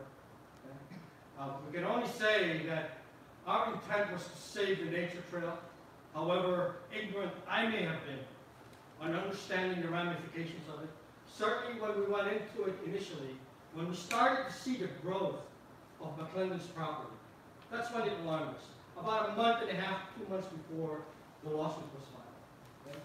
So we made every effort in our minds to sit down with the parties involved, or specifically Bill at this point in time, and see if there's any way we could reconcile how do we retain the management.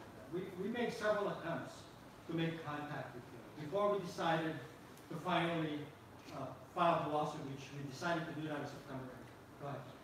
So I'm going to ask the question. Sure, go ahead. How did you attempt to communicate with him? And I had, before we went to our lawyer, I actually had 2 conversations with Bill relative to it, myself. Bill within days before?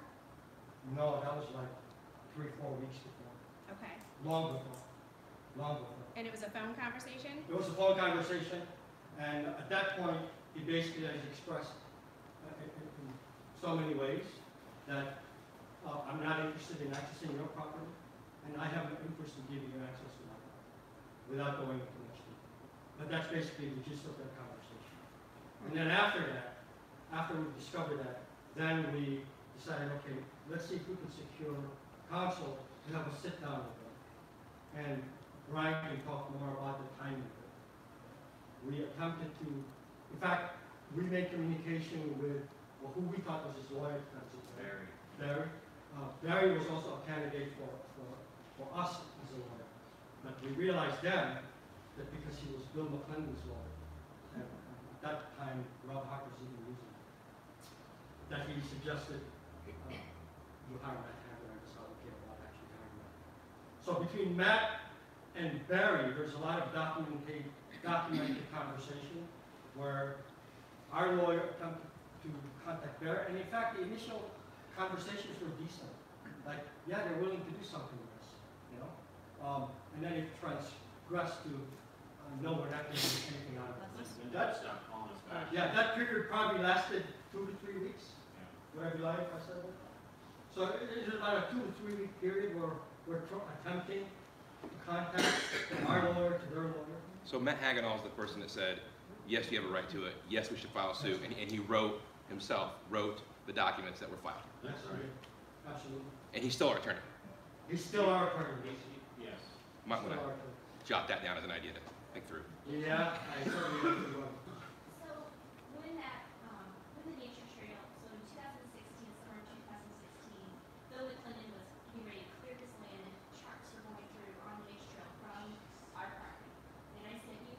Yes, we do.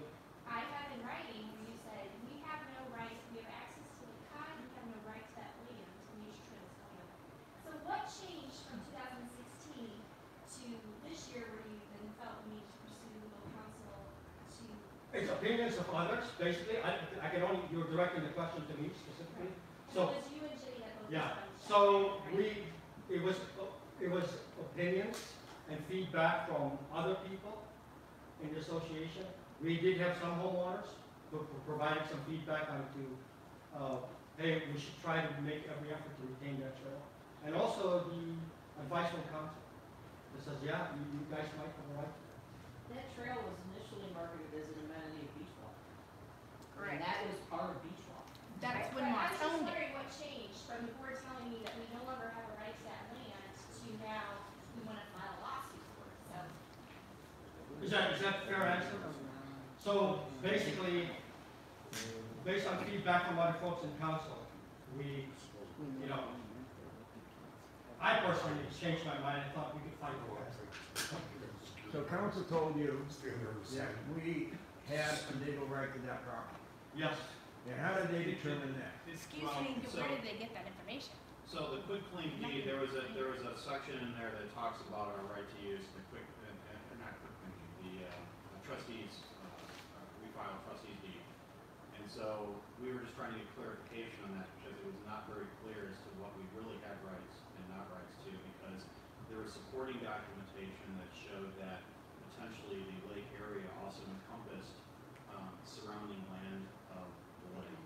And so we were, I mean, there was like legal descriptions of this land and everything else. And so when the attorney looked at it, said, you know what, because of all of the things that changed hands, the bankruptcy, what happened with Tom Moss, this and that, he basically said, you know what, there's a lot of confusion here, but it's very likely that you guys potentially do have a right, just because of the way things were filed and this and that and everything else. And so we decided to go ahead and do it. So, But Brian, in all fairness, that's one of the claims we brought.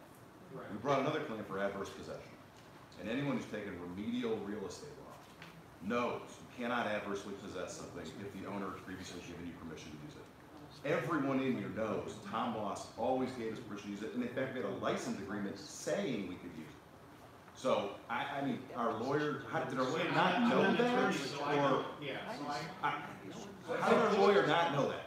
I mean, I'm not a real estate lawyer, but that is something that is obvious. But Brian, your point is that you were relying on. I was the lawyer relying told on you- our counsel to basically, so He told you that you might have a mini suit. Yeah, you guys have to realize that for better or worse, right, we were kind of grasping on straws and hope, right? And at the time we initially decided to do it, we budgeted a cost of $5,000 for this filing of the lawsuit.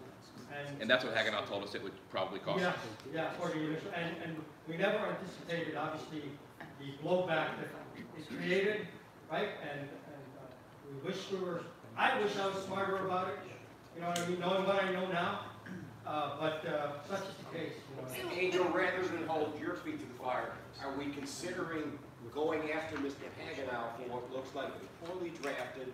And also, if he told you 5,000 and he didn't talk to you about potential damages from a countersuit? No, he told us that, but we weren't aware of the amount. Yeah, but he We knew filed the obviously, suit anytime you file a lawsuit, we knew that there would be a counterclaim, but did we anticipate 20 million? No. we did not know that. Okay, but a huge concern with what you said is you were, and I'm gonna say you as a collective you, Yeah, sure. grasping at straws, hoping, but yet filing a lawsuit and grasping at straws. I mean, we're homeowners that are all of our names are attached to that lawsuit, and nobody asked us. I mean, I want to be good neighbors. I don't want to sue my neighbors. Definitely if I'm grasping at straws, I don't want to sue my I can neighbors. tell you that this is not gonna happen again. How do we know that? Are we gonna How change do the we know bylaws? that? Yes, we're gonna change the bylaws, so this could occur again, and we're gonna make every effort to correct the law. But today you've already said that we're gonna seek counsel on 2 or 3 other issues. What's that got to do with it? Yeah, we have to. Okay, Who's but, our counsel? It seems like her source of counsel is faulty. yeah, legal No, I'm counsel, I mean, that's sorry. what I mean, like, that could involve more lawsuits or Okay. more.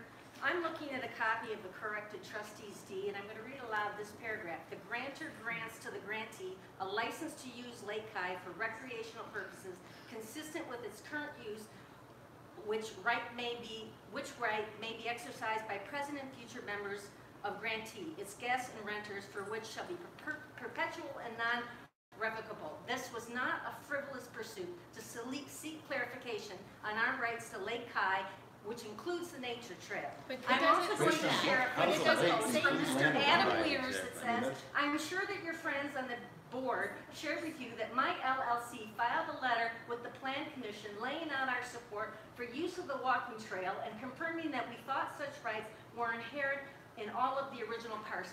So let's just stop the discussion that this was a frivolous pursuit to seek clarification on our rights to the lake, Yeah. to the nature trail and Lake Kai. In I my get that you opinion, don't it was use absolutely it. frivolous. I get that you don't use But it. that, you just read Lake Kai.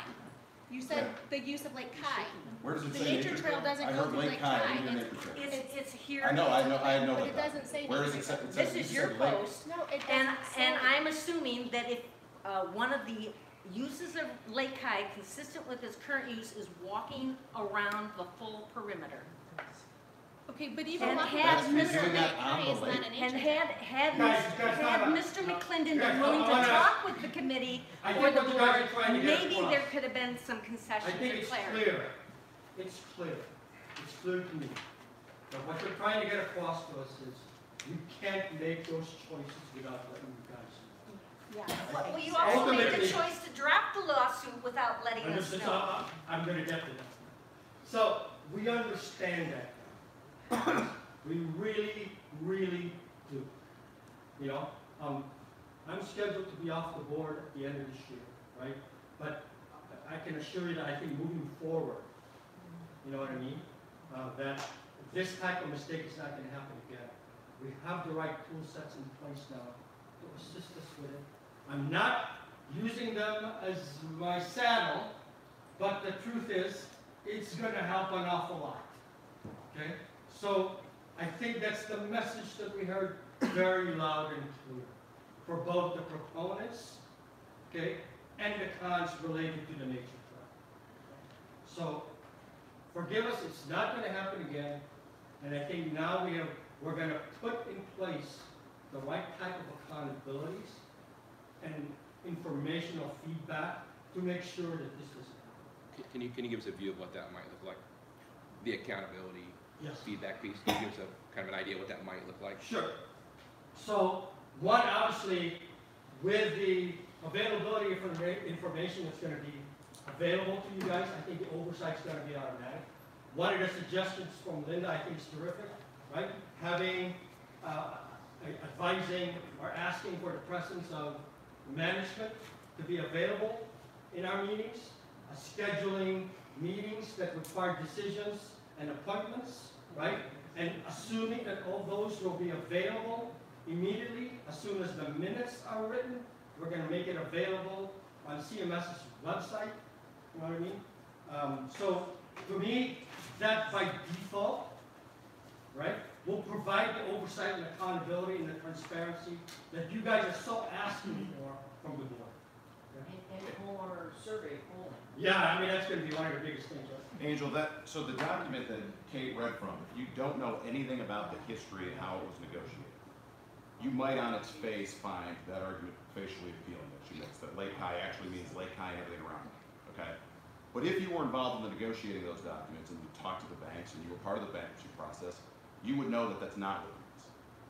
My question is, did we take any steps before filing a lawsuit to speak to the people who actually knew and were involved in the drafting? No, we did not. Thank you for Obviously, being I mentioned to you guys earlier, right, that it was brought to our attention by two homeowners who are very familiar with the case, and that's when we discovered we didn't do the right thing as far as filing that lawsuit, as far as the counterclaim that could be instituted. So could you tell us the rest of the story of how you Sure. got to the 22.5? So we had Sam Hodgson, who's our main counsel, and he was one of the resources that confirmed that this is a tough thing to battle. We had a negotiative meeting with them, a come-to-table meeting, and when did that happen? Exactly. Monday before last. Okay, the negotiations started to, they were asking a lot more than 22.5. What was the first number? Who was at that meeting? It was Rob Hart, Bill McClendon, our lawyer Sam Hudson, our lawyer Matt Saginaw. Why would you use a rental company to rent your house that's suing you directly? I mean, it just blows my mind that anybody would use Beachwalk Rentals to rent their home when this guy is trying to take our property and suing us. Blows my mind. What property of ours is he trying to take? What property is he trying to take? Can we please let him finish and how? Yeah, I guess it's gonna be, Yeah. if you may, I was able to extend the room until 11:30. but I Okay, think good. we're Thank you. gonna You shouldn't have told So,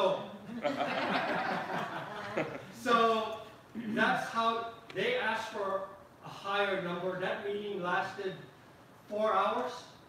But I have to tell you that it was kind of like, we were in this room, I wasn't there, but I was on the conference call with everybody. Jenny, Brian, Gordon and Rachel were there, and they were in another room. McClendon, Rob Hart, their lawyer, not Rob Hart's lawyer, Bill McClendon's lawyer was there. Unfortunately, the first 3 hours of that meeting, if not more, again, correct me if I'm wrong, was Rob Hart pitching his future plans for expansion of Beachwalk. And for whatever reason, we weren't able to control it very well, and probably a good 3.5 hours. Because the negotiation component for the settlement all but lasted a half hour. So we went back and forth. They came up with a much higher number than 22.5. We came back with it. They asked for Bill McClendon, I should say they. Bill McClendon asked for additional concessions. The concession to support the refiling. Yes, part of the concession with Bill was we would support his refiling of his PUD, okay, which we didn't see any reason not to support, given that we've kind of like given up on the nature. Whispering news. Yes. They're gonna refile Yes. that whispering news. I can't tell you when. They're gonna refile it sometime next year. To expand it. To expand it, yes, to expand it. They're just moving lines. But yeah. So, going back to how we came up. It's not moving lines, to expand it and include more homes. By moving, yes. It's saying the property is the same size, they're just putting more lots on the same piece. Right, so Same it's pot. not just changing a property line, it's to expand it and put another 10 homes or Whatever it might be. Yes, the recent, are you familiar with the recent filing, the new filing of the PUD, the one that they just did and Correct. It was denied, right? It was denied, yeah, so it's gonna be, that same thing is gonna be refiled. It wasn't with this denied, slight we changes. withdrew it. But they were denied, you're right, It was withdrawn, it Yeah. was withdrawn. They were denied, that has nothing to do with us. Yeah. I need to add that. In all fairness to Bill, But the this is- denial had nothing to do with it. So it wasn't denied, it was withdrawn. It was withdrawn. It was withdrawn. Yeah. But this is an issue we're gonna be facing in the future, whether or not we want another 10 homes on that side of Lake High. We don't have nothing to do about it. We don't We have know. nothing We to don't say. have It's to. not our to do about it. Yeah, it's not our thing. Yeah, you can go to the planning commission Oh, and right. listen to the Yes. opportunity, Right. there's a city Well, process that's- involved in approving that, I think that you could- plan, so Beachwalk as a community, we're all part of Michigan City. No. We can all go and be involved in the. As an individual homeowner, certainly nothing is stopping us from voicing our own opinion to the planning commission as individual homeowners, but collectively, an association, we have no stance on whether or not to support it. Correct. And that's to the point, my LLC did send a letter to the Plan Commission saying we support a walking trail, but there is a public policy reason. It makes sense. History of Beachwalk, there should be one, and that's what you do. You go to and you remonstrate at the Plan Commission meeting and you make that precise argument. But Yeah, and by the way, part of our logic behind filing the lawsuit was informing our desire to the planning commission and hoping that it would have some level of impact, however ignorant or valid that may be. But we wanted the city to know that we want to retain those rights, and and hoping to get support in one way, shape, or form from the plan. It did have an impact because the plan was withdrawn, right? Not for that You reason. can, but it's not for that reason. Not for that reason. It was withdrawn not for that reason, really. It was because of, 22.5. the cost was $22,500 for us. The cost we incurred with our lawyer, So does that 22.5 include hourly? no, it does not. I'm gonna estimate another 15 at the moment that we've gotten the bill for, or 15K. So I think when all is said and done, I'm guesstimating on 40K is the total cost of association. So our lawyer's charging us 15K to get Yes, us in all roughly this right now. trouble. Right now it's around 15K. To get us in all this trouble. For being a jerk. It was You can say that, we had, you know what? your When opinion. all is said and done, we agreed to it, right? What can I say? It's, but you can say that, as an owner, you can say that. So what's the It's a word of liability with personal the liability additional insurance. properties? Say that again? What are the liabilities that have been identified with the next bullet point? Still negotiating settlement. So, one of the other parties, Rob Hart, what's the name of his company? BW Partners. He wasn't really impacted, in our opinion, because we've dismissed it. We've dismissed this case. Or is our process for dismissal still in process? It's obvious that the draft filing as well. Okay. So we've dismissed this case, and our counsel has basically advised us, Sam Hudson, and again, this could be sensitive, maybe not, right? But he's basically advised us, the big fish that's gonna cost us is Bill McClendon. He advised us to settle with Bill, because that's your biggest exposure. And really, BWE Partners, like I said, in those 3.5 hours, was really presenting to us his planned expansion of over, I'm gonna say without exaggeration, over 100 homes. That's without exaggeration. In what location? Around the lake and, Around the lake. Which Yeah. side, where, can you pull up that one? well, before we get to that, it's not part of it. Around the whole lake or a section of it? I mean, I'm only mentioning that discussion because it's relevant to the cost, it's relevant to the events that occurred that day, because we're gonna get a fee from Sam for 4 hours, we're gonna get a fee from Magno for 4 hours. So, that's the only reason I'm mentioning it. I'm not really using that to debate or argue BWW Partners expansion. Okay, we're gonna have time to discuss that in the future. Go ahead. Did BWW Partners sue us? Yes, okay. They're part of that counterclaim. Okay, so we settled with one part, but we haven't settled with the other part. We settled with 2 of 3 parts. So the counterclaim is still pending, it has not been dropped. So it has not been. Yeah. Yes, Who was the third? So the The Blazes. Blazes, but they were in Okay. construction. So part of that meeting was the quitclaim deed? yes, part of that meeting was, they signed over the quitclaim deed to the pool. That was the one where initially BWW didn't want to sign it over to us, and was kind of like holding it. Why? That's been signed since. Yeah, why? So BWW was Rob We Hart. don't know, but all I can tell you is it's resolved. We would have had to, it was basically, would have had to have gone to court, something like that. But didn't want to. Just for the, after the last meeting, I called Rob to ask him about that, and he said, I haven't signed it, happy to hand it over whenever. So I don't know if that was ever. So that was done by He the gave us a different comment. We kept asking for it. I can tell you, whatever, and I'm not here, I'm just really telling to stay facts, right? Whatever conversation you had with him, is a different conversation he had with us. Yeah. Okay. Okay? Yeah. And we haven't. We haven't. We haven't. It was a mistake. Angel, have you considered how we're gonna pay, whether it's 40,000, 50,000? Do we have anything in the budget or an assessment, or have you gotten to that point? No, we haven't gotten to that point. Like I said, we stopped all the expenditures really once Jenny had done a study on the finance. We decided to kind of put a freeze on a lot of things when Jenny done this on board. And we haven't decided how we're going to do it. In summary, we cannot continue to walk around the perimeter of Lake High with our dogs without fear of legal Who's trespass. gonna stop that? Who's gonna Yeah, stop of that? course you keep walking there, no one's gonna pull you up Who's the gonna chair. monitor? Who's gonna stop it? Yeah, I don't think so. I think we've had issues of legal trespass in the past. From who? Yeah, hey, only time will tell, right? From a legal perspective, Yeah, you can't. Until those properties get built and. Until these properties and people start building homes. Yeah, but I mean, big picture, we're gonna have, we almost need another committee about the future development, because we have parcels around us that wanna develop. Are they gonna be part of Beachwalk, are they not? Behind the lake is an incredible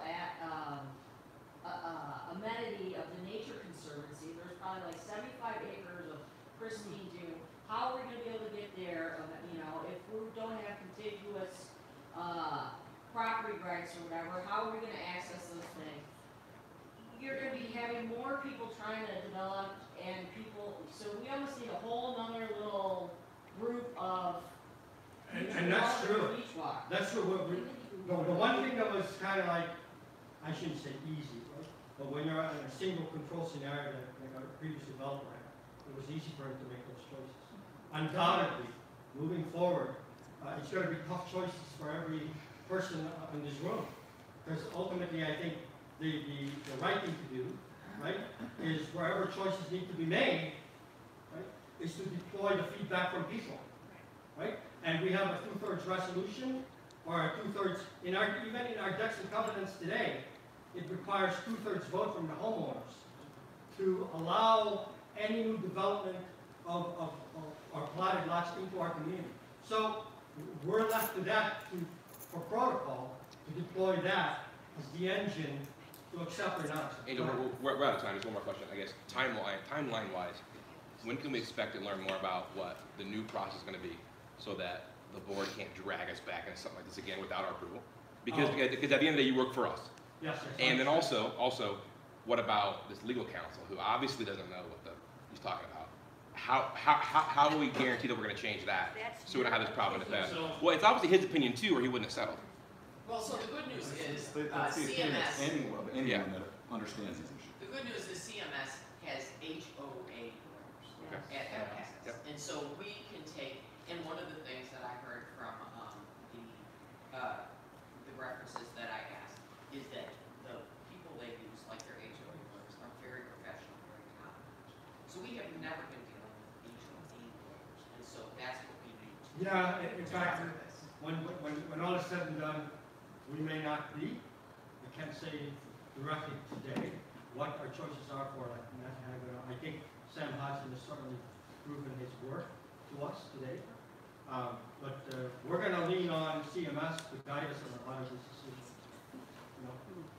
I'm not intimating you guys intentionally did something No, wrong. I'm just saying, at the end of the day, we have to learn from it and set up a structure that allows it to not happen in the future. Yes.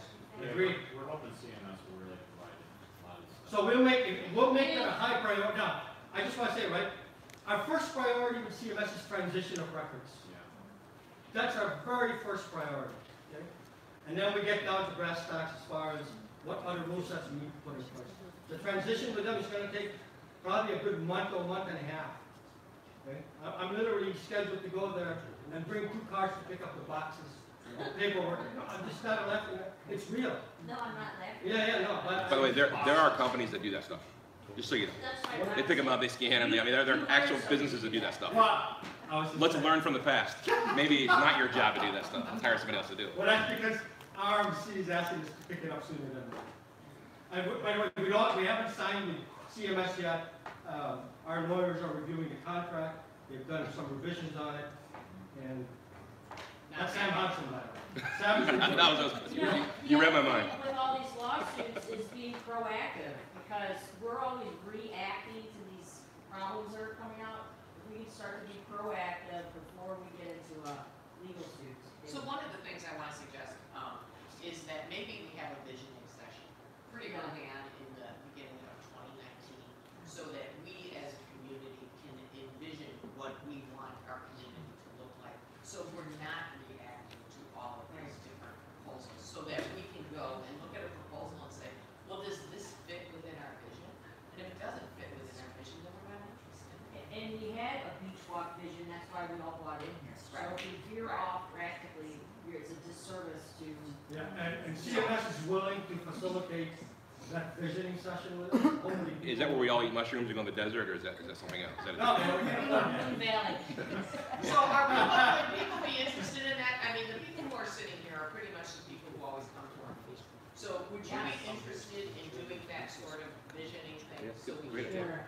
and see, because I think as a board, the board would feel much better if they knew the community's vision and are like, no, that just doesn't fit with it. I think it's a great idea. And if you work with Andrew on Mars from, Doesn't say we met with that. we met with him and he's like, he works with the city, he's done his plan with the city. He's a guy who, this is his whole job, this is a guy who develops. Yeah, well, are we gonna be getting a bill? I mean, when I bought the house, we were paid for it, so I've never had to pay a due. I mean, how are we gonna pay next year? Well, you're gonna be paying for CMS. You mean, are you gonna get, Yeah, they're gonna send out. Yeah. 17 Beachwalk plates on the You're gonna send them out in January. Oh, there's in January, and then I heard there's this discount. What is? The discount is if you're paying it back at the end of the year. It's not about $100. Guys, I do want to mention that one of the things that CMS says right away is our pool pass billing, our capacity to charge for our pool banks is kind of silly. They're already offering on-site solutions to where if people want to pay on-site, as they're walking through the pool, they have the ability to accept payment at the pool. That's just one of the things that they've offered us up front. You know, so you know how today you have to submit in advance payments for pool banks? I think that's something we could work on eliminating extra because it creates a lot of confusion. And quite honestly, was a reason for a lot of disputes and hostility. You know, so they're willing to put something in place in our area to where people can buy our pool bags on the spot. We should take advice from them and just do it professionally, so. Yes. Yes, I'm the oldest one here. I just want to thank the committee, Ginny, Angel, and Brian. They work heartily on this stuff, and they don't get paid. So let's be patient.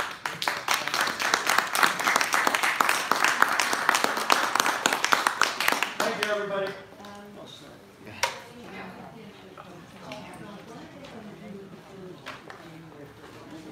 So how you been? They're